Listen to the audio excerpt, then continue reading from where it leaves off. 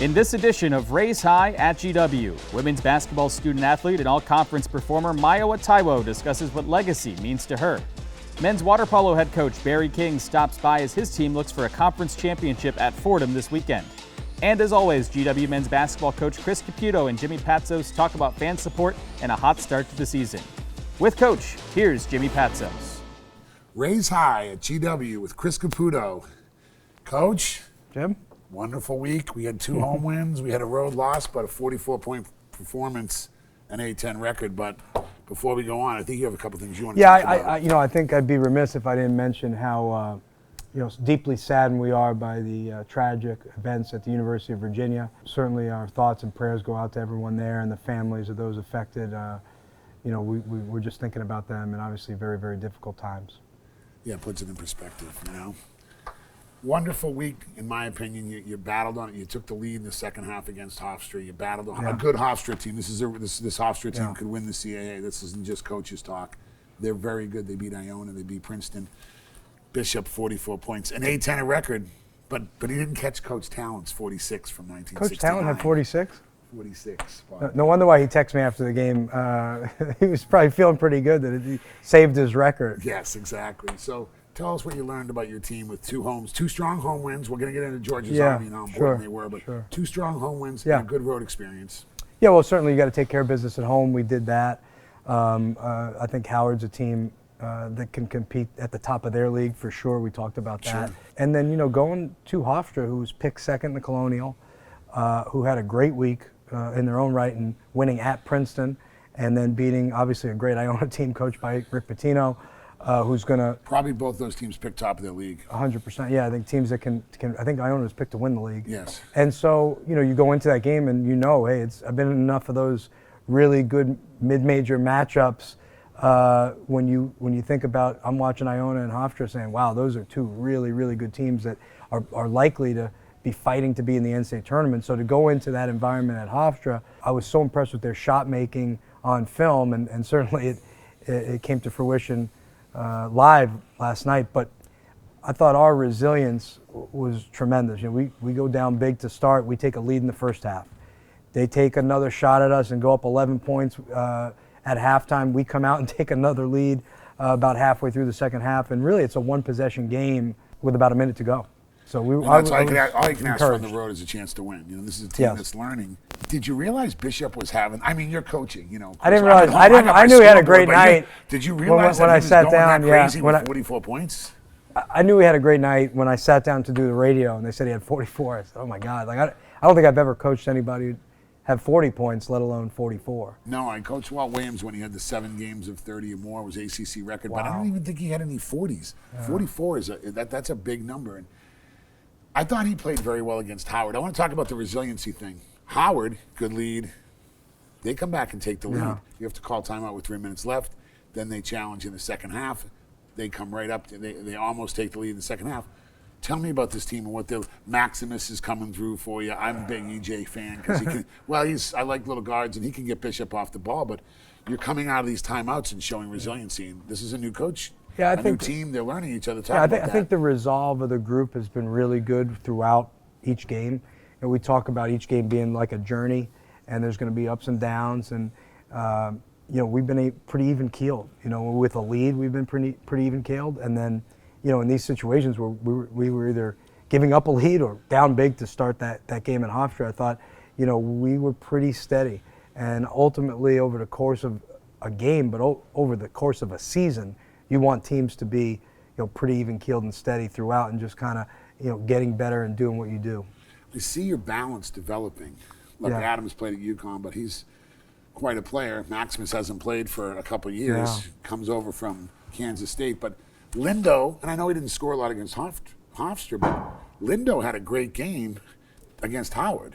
In other words, everybody's sort of taking their turns at who's playing well for you. Yeah. We know when it all comes together, that's how you build a championship team. Yeah, I think the group that started last night, each of those guys, I think has probably started last night. Yeah, each of those guys, I think, have had double figures in a game, thus far, early in the season. And then you start to really work to develop the bench going forward. I was encouraged that Amir Harris, made a 3 in the game last night. As if him and Samuels right? Yeah, to become your bench. yeah. Samuels has made, Kwanzi's made some threes thus far as well. So developing that as well as EJ going forward, I think is important for the group. Yeah, because you got to have a lot of depth, because as we know, this all of a sudden the games come flying at you. By the way, there's 3 games for the fans out there over Thanksgiving at UC San Diego, New Hampshire, right, and then of course the South Carolina big game, that's all in the Thanksgiving window, and there's going to be a big block party. Those games are coming up, and you never know who you're going to need. But we definitely like Bishop's 44 Lindo. I see. We could take that every night. The 44. We would take that every night, but I think Maximus has surprised us all. Yeah, I don't think people realize he didn't really play for 2 years. Yeah, he got hurt, really in the summer leading up to that freshman year at Kansas State, and then it took a lot of rehab for him. I didn't really get on the court until deep into the second semester. And then, for him, it's like last night, I thought he could have easily been Rookie of the Week, and yet then he goes into his first road game in college basketball, and like a lot of freshmen, there's a lot of things coming at you on the road, and the change in sort of scenery, and staying in a hotel, and then having to prepare and perform to play well on the road is different for young players. And so, he's getting all this experience really in real time. Yeah, I thought you look at your schedule as a well-placed road game, but yeah, we'll be right back here at Rays High at GW. We're just going to take a quick break, and then we'll come back with Georgia's Army has just been fantastic. The student section here has been unbelievable. We're going to talk about that when we come back. Thanks.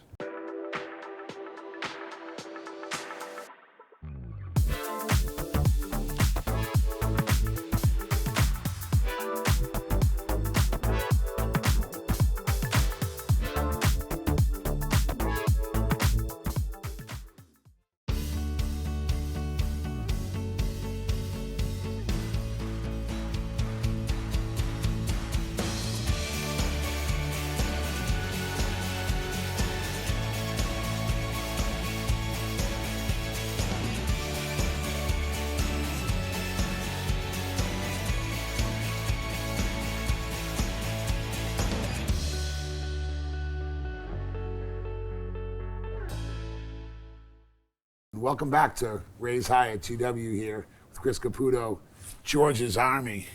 Incredible, yeah. First thing I noticed when I come in, the band's upstairs, a little louder than I thought. A lot of cheerleaders, a lot of dancers. All of a sudden, the Georgia's Army downstairs. Then it starts to fill in up top. Incredible. The loudness, I thought helped you win Howard. Tell us about this. Tell us about the students.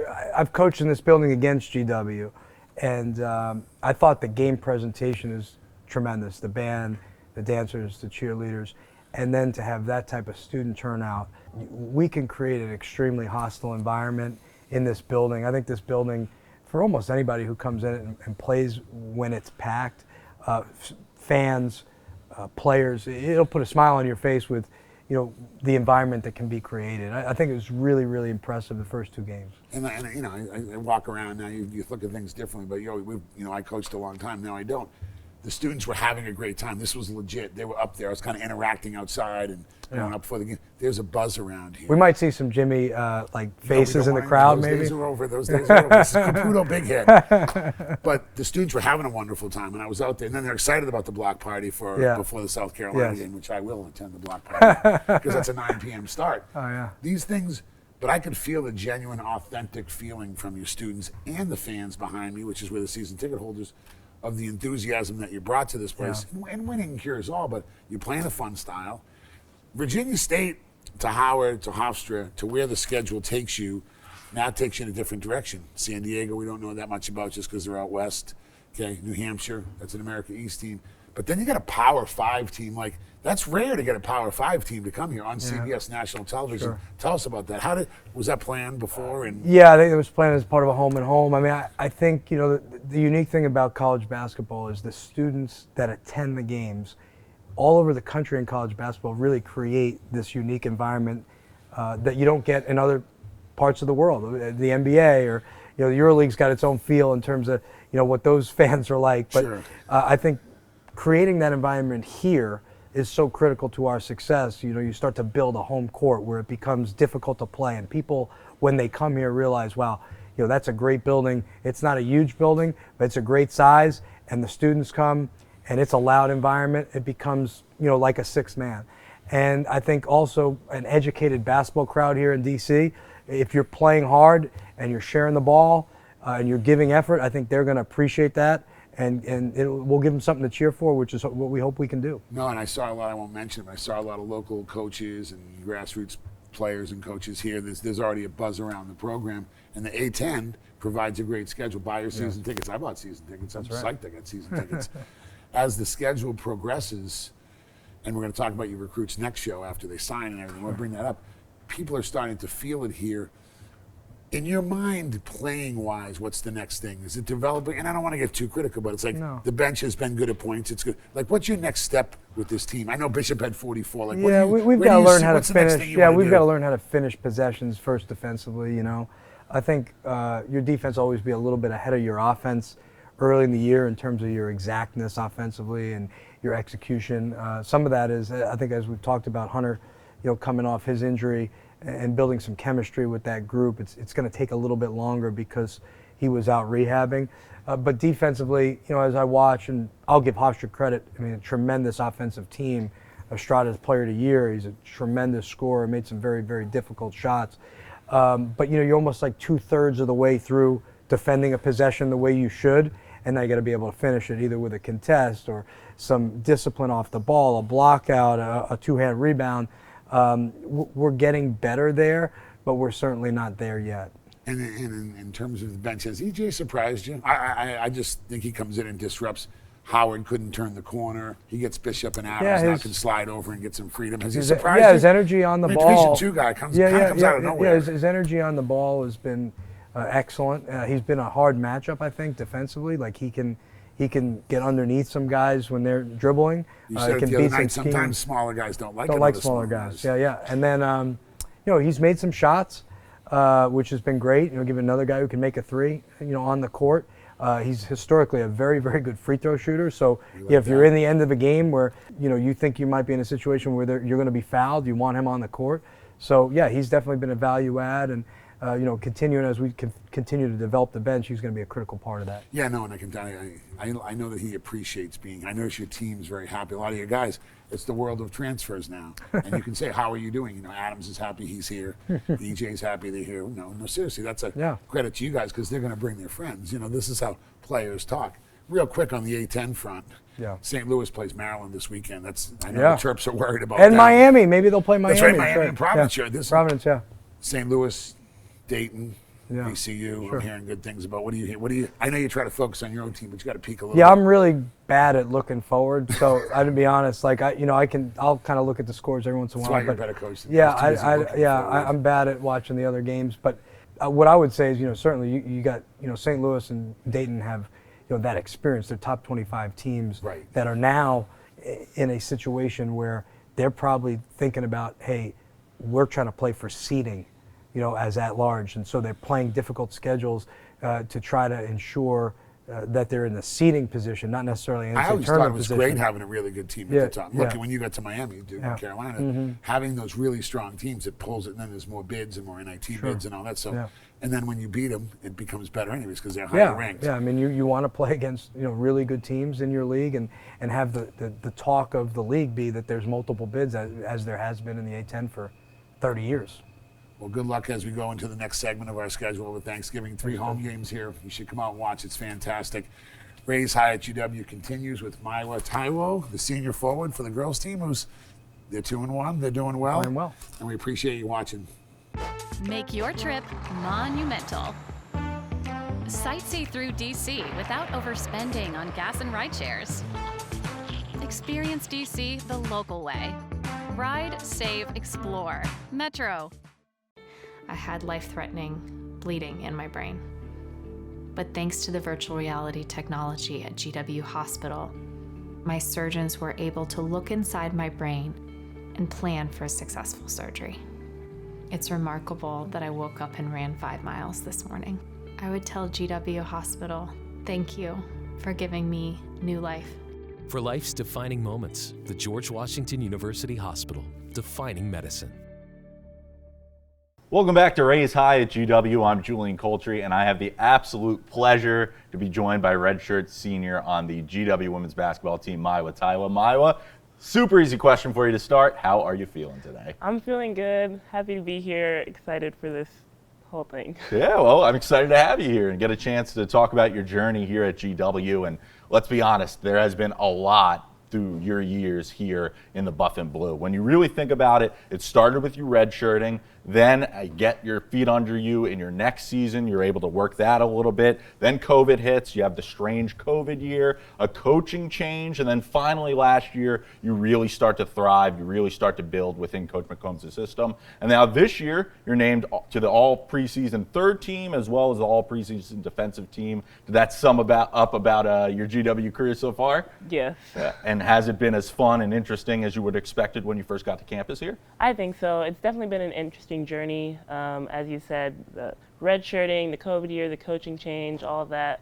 But I've had a great group of girls around me every year, and that's made it well worthwhile, and I'm excited to build on that this season. Despite all the adversity, you have been able to put up some very impressive numbers. The one I want to focus on is in your first home game, actually, against UMES, you were able to accomplish something that only 28 other players have done. You're now the 29th person to reach the 500 rebound club. At the time, you said you wanted to let it sink in and think about it. Now, as the game has passed, how do you feel about it?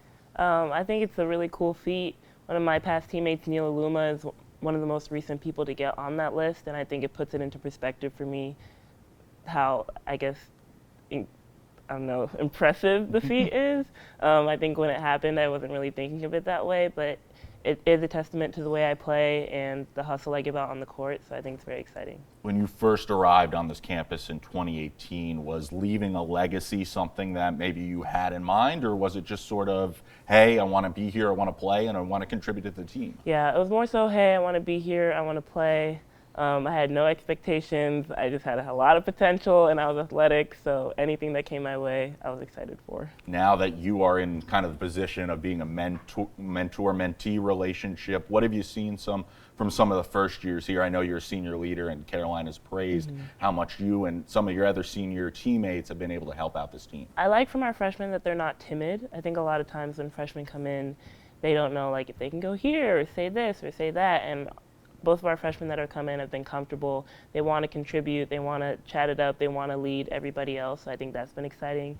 And then also their freshman energy, as an upperclassman, you know that not everything is pixie dust and stars, but you don't want to tell them that, so you guide them in ways that can.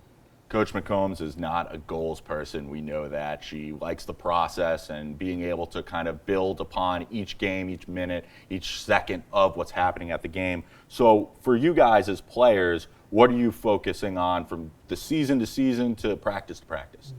As players, we're really focusing on our individual skills. I think if everybody gets 1% better as a whole, our team gets better. So we've been in the gym getting shots up, working on ball handling, working on post-ups, coming off ball screens, and of course our hustle and defense, but really working on those individual skills for the good of the whole. 500 rebounds. You're an engineering major here at GW. We've seen your dancing skills. You played lacrosse and soccer in high school. Is there anything that you don't do, Mayowa? Yes.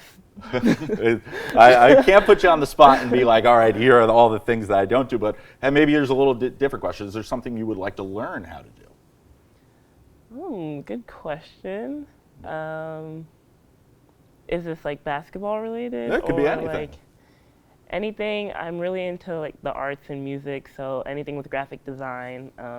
Hannah Munley on gymnastics does graphic design, so maybe if I could sit in on one of her classes, that would be cool. That's great. A little bit of cross-sport collaboration there. That would be pretty fun. Let's do some rapid fire. You talked about your teammates. It seems like you guys are a very close-knit team, and that's what you want to see on and off the court. So I'm going to ask you some rapid-fire questions. Let me know who you think that best applies to. Okay. First things first, who's the funniest person on the team? I think it rotates because we have a lot of funny people. But right now, Nia Locke. All right. How about who would make the best coach? Taylor Webster or Aria Gingras. And finally, a little unrelated, but it's coming up on Thanksgiving. What's your favorite Thanksgiving food? Either stuffing or, I don't know if your family makes it, it's like a sweet potato pie dish with marshmallows and or pineapples. That's good. Trust me, my wife makes it, and she makes it fantastic. I love every second that's on the table. Mayowa, I really appreciate you joining us today. We are going to be so excited to see what you guys do this year. You've already gotten off to a great start at 2-1. Thanks for coming on the program. Thanks for having me. Yeah, we loved it. When we return, GW Water Polo head coach Barry King joins the program, and he talks about his team's march towards a championship. My shoulder is completely fixed. I feel as though I have a new shoulder. I went to GW Hospital to get my operation for my rotator cuff tear. They made me feel quite safe, even during the pandemic. They referred me to get the minimal invasive surgery, and it was excellent. Now I got into abstract art because of my wife. I'm very appreciative of GW Hospital. From routine care to life-saving emergencies, we're here for you, the George Washington University Hospital.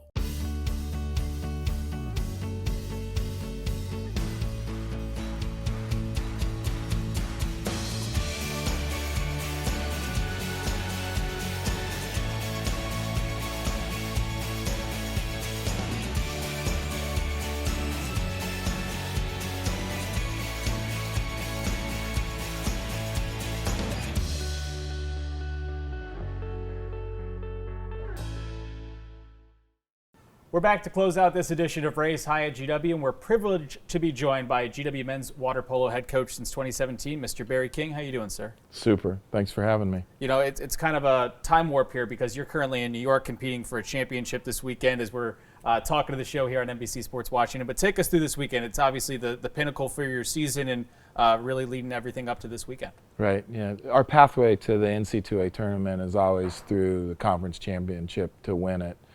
So we're in the midst of that battle currently, and we're in a good place, and hopefully get it done. You're seeded second coming into the weekend. What's it going to take to win it all here when you're taking on Fordham potentially in their own pool? Defense. We need to play a little bit better defense than we have against them previously. You know, in a good start. Both times we've kind of dug ourselves a bit of a hole that we've had to, you know, try to work against. One time it didn't work at all, and the second time, you know, we were down a goal with 30 seconds left. So, but you know, if we do things that we know that we're capable of, and things that we did while we were winning 15 games in a row during the season, then we'll be fine. But take us in that 15 games in a row, program record. Obviously, a lot of things were clicking. But take us through that as a coach. What's that like when you have this group of guys being able to pull off something so incredible? Feeling a dread more than anything else. Like, when is this going to end? No, those are fun. Those are fun to be part of. To kind of see the light go on, you know, over everybody's head, and like, oh, we are pretty good. And you try to ride that and be better every time. You know, use it as an excuse every day to have something to defend and be better. And yeah, that was a good ride. You've been doing this now for 25 years. You've said time and time again, this is one of your most experienced teams. There's a ton of graduate students, a ton of seniors on this team. Yeah. How much has that played into the success that your team's had this year? Everything. I mean, Theodoros Pateros, who transferred from Long Beach State, has just been a monster for us at the center. But more importantly, what he did was he moved everybody back into the positions that they were supposed to be, and we played out of position quite a bit last year, and now everybody's in the place that they're comfortable and know that they can do things well. And you know, and then his experience, he played in the NCAA tournament twice, and you know, Mateus Stilett, a transfer from Cal, he had the same kind of thing, and he got a national championship ring when we were playing against Cal. You know, so that kind of experience added into the experience that we already had. You know, it's just really kind of unimaginable and unbeatable for a program like us. You've mentioned those two guys, but sort of up and down your roster, you have an international flavor, you have a graduate student flavor. What's that like? What's the recruiting process like to go internationally to find some student athletes, and also the grad transfer process?